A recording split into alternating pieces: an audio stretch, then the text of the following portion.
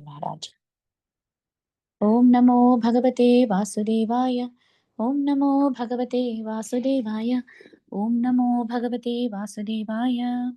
Narayanam Namaskrityam Naran Chaiva Narottamam Devim Saraswatim Vyasam Tato Jayamudiraye Nashtaprayesha Bhadresha Nityam Bhagavata Sevayat Bhagavate Uttamasloke Bhaktir Bhavati Naishtike Krishnaya Vasudevaya Devaki Nandanaya Cha Nandagopakumaraaya Govindaya Namo Namaha Namo Pankajanabhaya Namo Pankajamalini Namo Pankajanetraya Namaste Pankajangri. Today we are reading from Srimad Bhagavatam, Canto 8, Chapter 5, verses 11 to 20. The demigods appeal to the Lord for protection.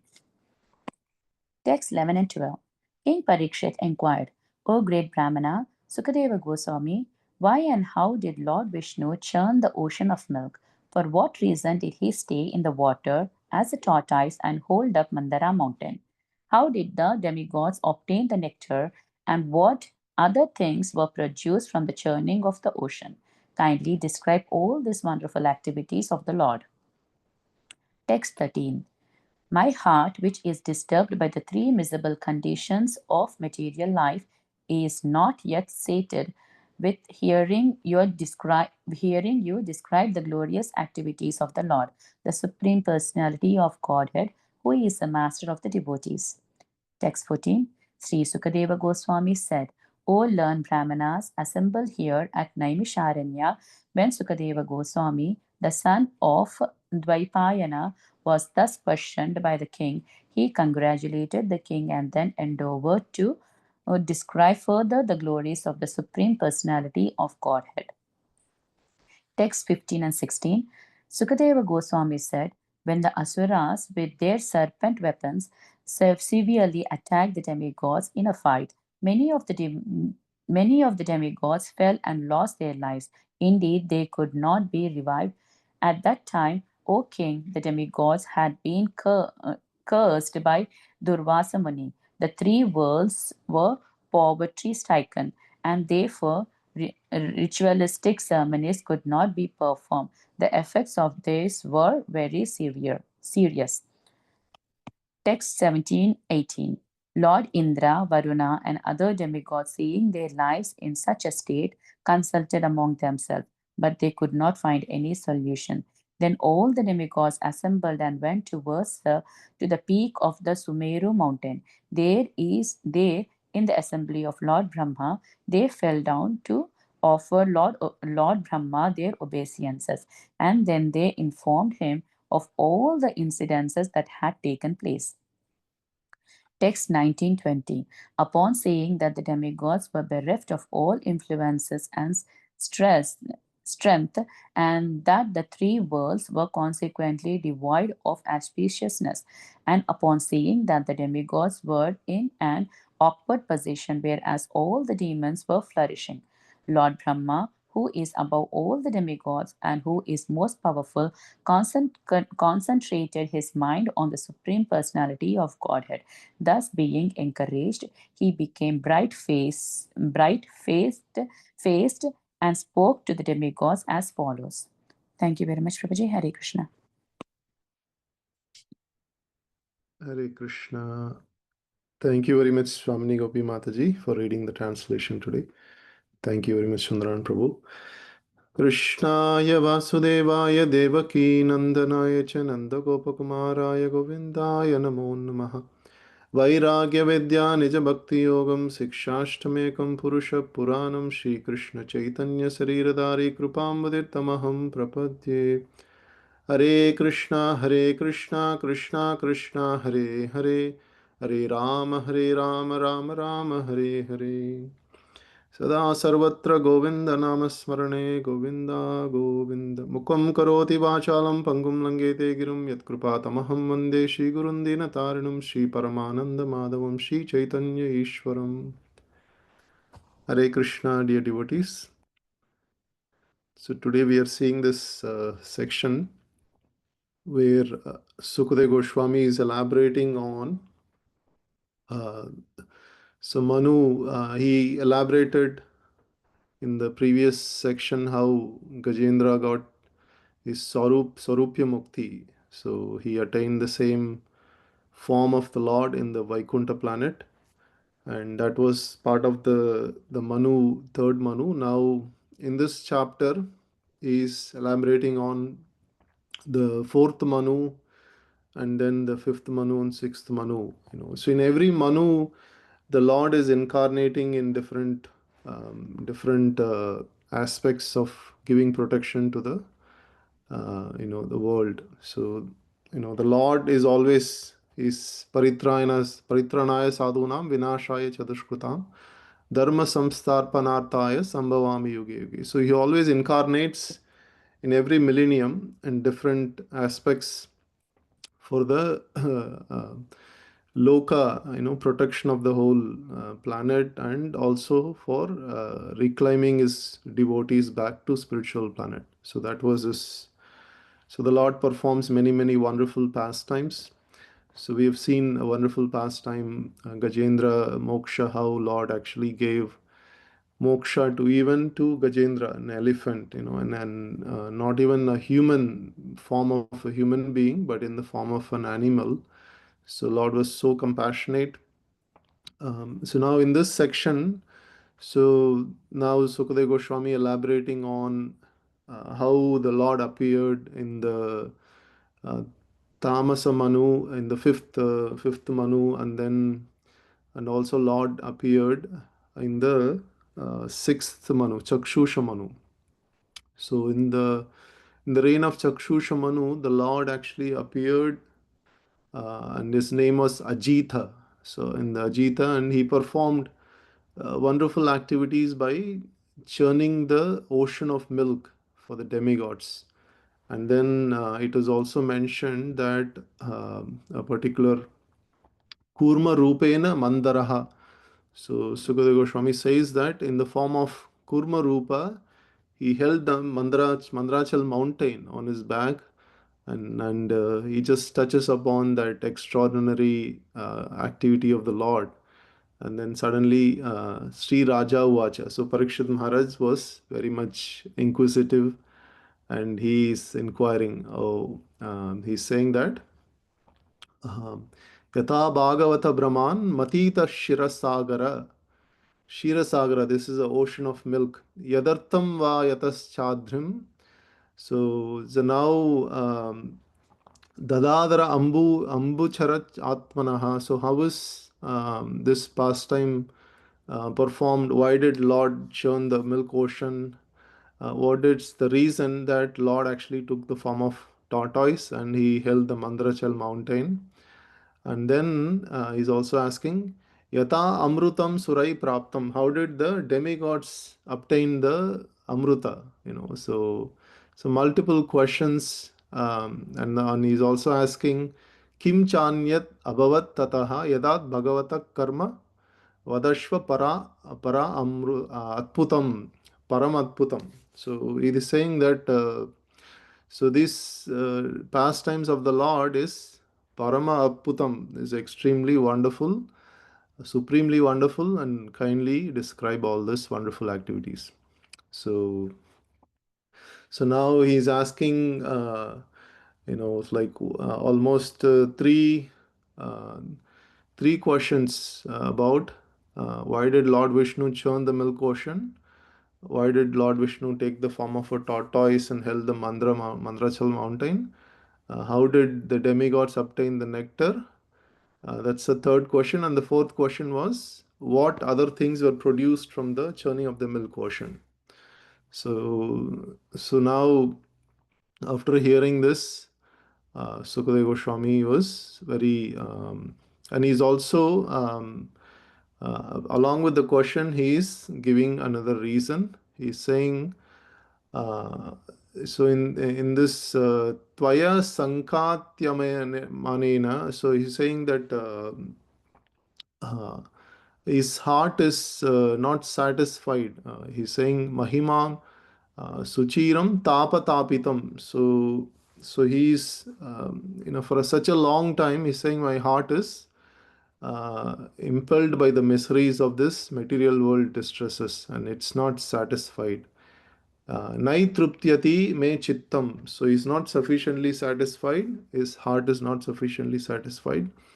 Now he would like to hear the glories. Mahimamna Sattvatam Pate. So he's like to hear the glories of the Supreme Lord, who is the master of devotees. So here, Sattvatam Pate, the Supreme Lord is mentioned here as the master of devotees. So Pati means the husband or master. So Sattvatam, like devotees are always in the Sattva Guna, right? The devotees master is the Supreme Personality of Godhead. So now Sukadeva Goswami is now going to elaborate on this pastime of how this ocean of milk was churned, and how the demigods and demons made a truce. There was, when two enemies have to work together, then there has to be some deal. So there was a deal made that the asuras will get the nectar. So obviously the asuras were very much interested. Okay, we're going to become deathless because of this nectar, very powerful, and then they also become part of this effort. So now Suka Uvacha.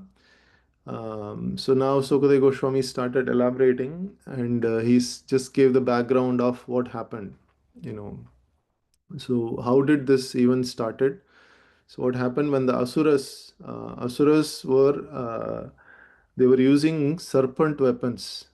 It was said here that they were using the serpent weapons, and they attacked the demigods, and then lot of the demigods were lost their lives, and then they fell from the position. So, and because of what reason? Yata Duruvasha Sapena. So Duruvasha Muni actually gave them sapa, his curse. So his curse, because of his curse, and then the demigods are also very powerful because of the Sita Ayudai, so the serpent weapons. The demigods almost lost their positions, and when the demigods were actually not in control, then we can see that what happens is the Lokastrayo Nrupa, so Sendra Lokastrayo Nrupa, the worlds becomes poverty stricken, and they could not perform any kriya or um, any sacrifices or austerities. Nothing could be performed, ritualistic ceremonies. So obviously the whole situation is very poverty stricken. There was no opulence. So in the world, that was the situation, the background, so we can understand that when the asuras becomes very powerful, then the asuras are mostly interested in their own self. They are all self-centered. They just want their own welfare, their own extended family welfare, and nothing of the entire world, people, entire. So the entire disposition is only my welfare, my satisfaction. So there is no worldly welfare, worldly satisfaction. So on the other side, demigods, they always look after the worldly welfare. Just like Supreme Lord, he is looking for the entire welfare of the entire the world creation, the whole creation, not even any species, entire species of life, the welfare. So now, why did this happen? Why did Durvasa Muni curse? So one time Durvasa Muni offered his garland. That time Indra was going in his Airavata elephant, and then Durvasa Muni offered his garland to Indra. From his own neck, he just offered. And Indra, because of his extremely powerful position, he got puffed up, and he took the garland, and without any respect for Durvasa Muni, he just put it on the trunk of his elephant. So now the elephant, being an elephant, so he just threw it under his legs and then stamped on the this garland. So this was an insulting behavior.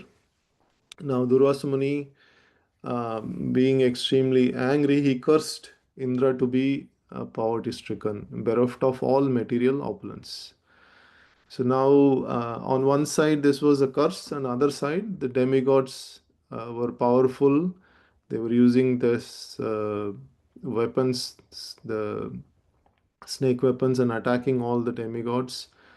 Now, because of this reason, the demigods become extremely weak. So now, now if we look at this from now the material world situation, so unless the satoguna is predominant, then the rajoguna and tamoguna is going to give rise to the demons, and demons will become very powerful. And it is extremely difficult in that situation for any sacrifices, austerities to be performed. So we can see in some of the countries where there is a predominant rajoguna and tamoguna, you cannot even perform any auspicious activities in those countries. So you will be killed or sometimes you'll be punished. So it's a very pathetic situation. That was the situation here in the entire planetary system when this demigods become extremely weak. That was the situation. So now Sukadeva Goswami is saying dhana durma dhanda. So like the dhana means the wealth. When sometimes when extremely rich, like a filthy rich, your eyes are completely blind. You think you are very powerful. There is nothing that come in between your power, and then you make an offense at an elevated personality. Like in this case, this sage Durvasa, there was an offense, insult by Indra. And then he fell down from his position of material opulence. So anytime when somebody is materially opulent, they have to be very careful not to make any offenses towards great personalities, especially devotees and great saintly persons. Otherwise, all his material opulent will come down. He'll become poverty stricken. So that's why we see that many rich people like Ambanis, they also invite devotees and they become very respectful. They know that their opulence is nothing in front of the great personalities. So if they disrespect any great personalities, then no matter how much opulent, it will come down. So think of Indra. Indra is the the king of all the demigods. So even from such position, one can fall down. So in the verse number 17 and 18, now all the demigods now they are approaching Brahmaji and falling down at his feet, offering obeisances, and they informed him all this incident and trying to consult what can be done. So you can see that demigods are always they are all Lord Vishnu devotees. So even though they get puffed up by the power, wealth sometimes, but they always follow the devotees approach. How devotees always, when they are in trouble, they approach in an elevated Vaishnava and then take suggestion and take help. Similarly, the demigods are approaching Brahmaji and falling obeisances, falling at his feet obeisances, offering, and then asking how this can be counteracted. So now Brahmaji, now he takes them to the ocean of Sirshagar and he's offering Purusha Shukta prayers, Purusha Shukta prayers. And even though when Brahma goes to Sirshagar, he does not see the Supreme Lord Vishnu, and then he only sees the ocean. So he offers prayers, and by this prayers, the Lord sometimes the voice, the sound vibration, they hear the Lord's sound vibration, and then they get assured that the Lord will actually come and help. So in this case, the Brahma, after hearing the demigods were actually completely lost their influence and strength, and then all the three worlds are completely amangalam, lokan amangalam prayan, ashuran ayuta ayata vibhuhu. So because of the demons become flourishing now, the Lord Brahma was thinking what to do in this mind. And then he's samsmaran purusham param. So now he's fixing his mind. Samahitena manasha samsmaran purusham param. Fixing his mind on the Supreme Personality Godhead. And then he regained his, okay, now his face become bright. And now he's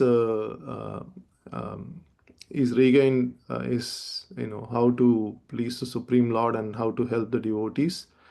Now suddenly it is mentioned here that uh, Uvacha Pulla Vadano. So his face, the Vadanam, the face become bright.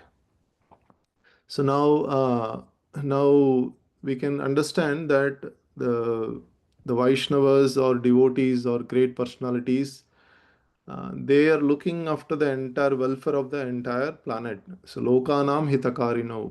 So in Vrindavana, the Sad Goswamis, the six Goswamis, they are the best example that we can see in our acharyas. So in the Rupa Goswami's Ashtakam, we can see that it is mentioned that Nana Sastra Vicharano Kanipuno Saddharma Samstapako Lokanam Hitakarino Tribhuvano Manyo Sankarano Radha Krishna Padaravinda Vajanandena Mattaliko Vande Rupa Sanatano Raghujugo Sri Jiva Gopaliko. So they were the Rupa Goswami, Sanatana Goswami, Jiva Goswami, all the six Goswamis, Gopal Bhatta Goswami. They are all actually working for the benefit of the entire human beings and in establishing the religious principles. So, whatever their position, they actually left their very opulent association of very aristocratic people, and they left their jobs. Tyaktva Turnamasesha Mandalapati Srenim Sada Tuchchavat. So they just thought it's very insignificant. Such a great job. They were earning lots of gold, very opulent position, opulent lifestyle.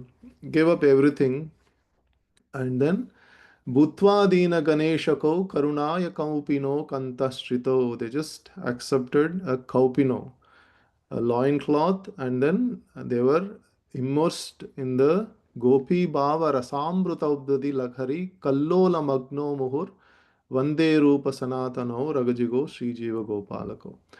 So they were immersed in the ecstasy of the pastimes of Radha Krishna, and merged in the ecstasy and the love of gopis, and in the waves of that ocean, the ocean of nectar. So that was their position. What was the reason? The reason was Loka Shema, like the welfare of the entire world, entire planet. So we can see the contrast between devotees and demons. So the devotees are for the Lokakshema, and the demons are for just for sense gratification for their own welfare. So not for the welfare of the world. So that was the contrast. Even Prabhupada says, even impersonalist, they also think of the welfare of the entire all people. They are also they are not self-centered. But on the other side, the demons, they are all self-centered. That is the reason when the demons become powerful, then the entire world goes poverty stricken, and extremely people are extremely miserable.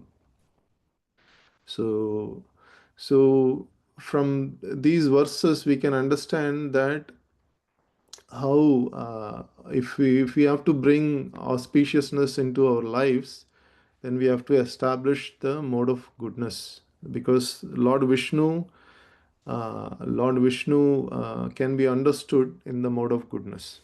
So in the Bhagavatam says that Tada rajastamo bhava kamalobhadayaschaye chetayete ranavidam sitam sattve prashidati.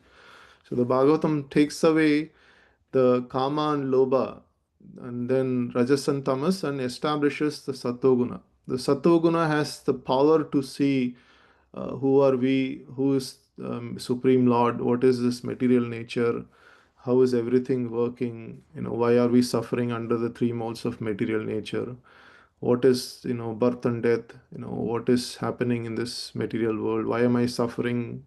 All these things can be understood. Only when we understand, we can actually take some steps to overcome it.